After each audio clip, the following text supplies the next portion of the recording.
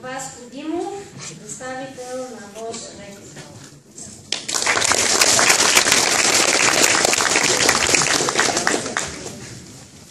Здравейте, колеги!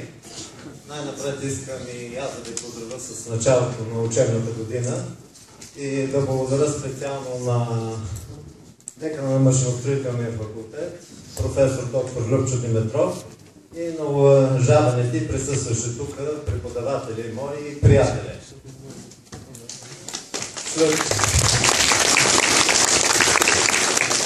След толкова хубави, интересни думи казани и от преподавателите, и от колегите, ще бъда съвсем кратък, за да не ви досаждам.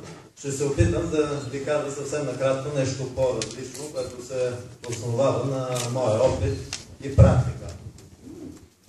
Предполагам, че по-голямата част от вас искали да учат точно в Техническия университет и точно в този факултет.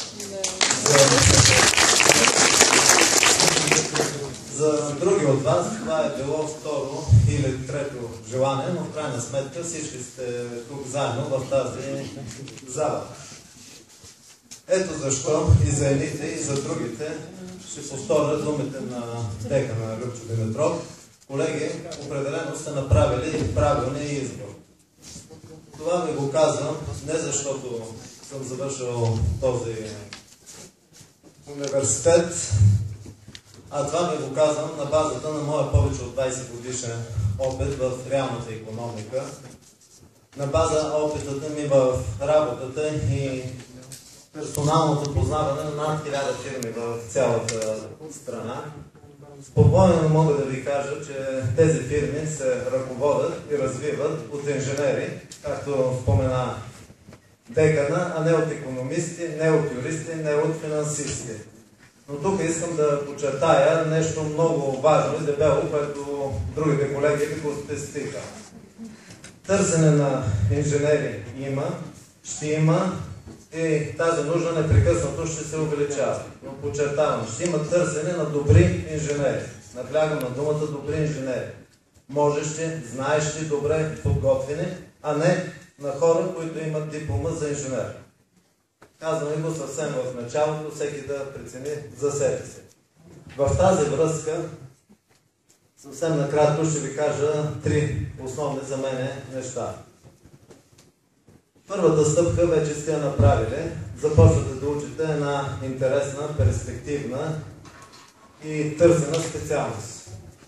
Искам да имате необходимото самочувствие и да се гордеете, че сте студенти в Техническия университет. Втората стъпка, която трябва да знаете, че следването в Техническия университет е наистина трудно.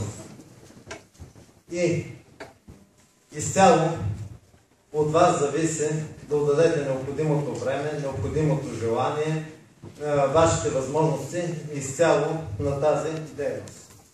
И третата основна стъпка, която искам да ви кажа, е да много важно още сега в първи курс да осъзнаете, че перспективата, да осъзнаете, че ученето трябва да бъде основният ваш приоритет в следващите 5 години. Колкото по-рано го осъзнаете това, толкова по-добри резултати ще имате и толкова по-бързо ще израствате професионално в кариерата. С това не казвам, че ученето трябва да измества тотално свободното време, забавленията, спорта, но казвам, че всеки един от вас, които присъстват в тази зала, трябва да се подреди правилно приоритетите. Тези, които го направят, ще получат едно много добро образование, напълно съпоставимо с всеки Европейски технически университет, ще получат шанс за една добра професионална реализация и за една високо платена работа. В крайна сметка всички работим за пари, не само за удоволствие. Тези, които не се подредат приоритетите, ще получат просто една картийка, една диплома, която няма да ви върши никаква работа.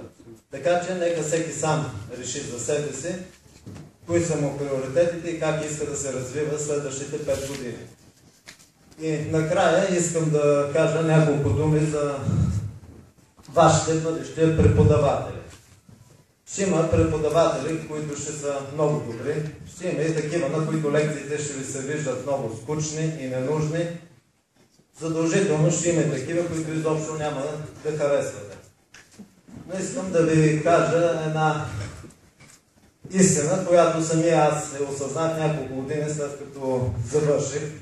От всеки един преподавател, и от най-добрия, и от не толкова добрия, има какво да научите. Всеки ще ви даде нещо от себе си, всеки ще ви обогати с нещо, всеки ще ви помогне за вашето професионално развитие.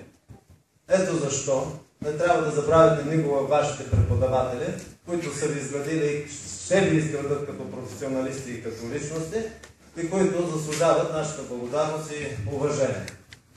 Това е